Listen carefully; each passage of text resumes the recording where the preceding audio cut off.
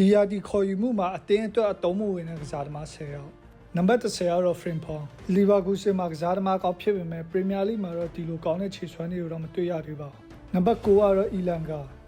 Nottingham Forest မှာခြေစွမ်းကောင်းပေမဲ့ Newcastle မှာတော့ဂိုးလည်းမသွင်းနိုင်မယ်နဲ့ဖန်တီးမှုလည်းတစ်လုံးပဲရထားပါတယ်နံပါတ်10ကတော့ Xavi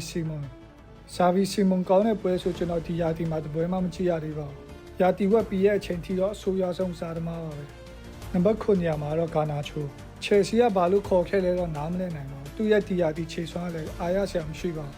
နံပါတ်6ကတော့ Hato ဒီယာတီသူ့ Chelsea ကစားသမားလို့တော့မသိရလူတွေအများကြီးရှိပါတယ်ဒီလောက်ထိကိုခြေစွမ်းဆိုးရွားနေခဲ့ရပါ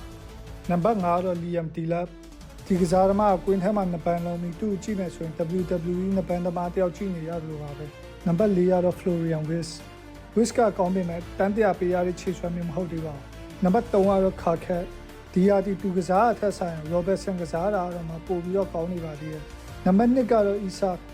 တန်းတရာကျော်ပေးခဲ့ရပြီးတန်း20တန်းတိုက်စစ်မှုခြေစွမ်းပြန်ရလိုက်ရပါနံပါတ်1ကတော့ Sesko ဟွိုက်လန်နေရောက်သူနဲ့ခြေရည်သူကစားသမားကိုအစားထိုးလိုက်သလိုပါပဲကျွန်တော်အခုပြောပြသွားတဲ့ကစားသမားတွေထက်ခြေစွမ်းဆိုးရဲ့ကစားသမားရှိနေတာကော်မောက်မှာဖြေခဲ့ပြီးကြပါ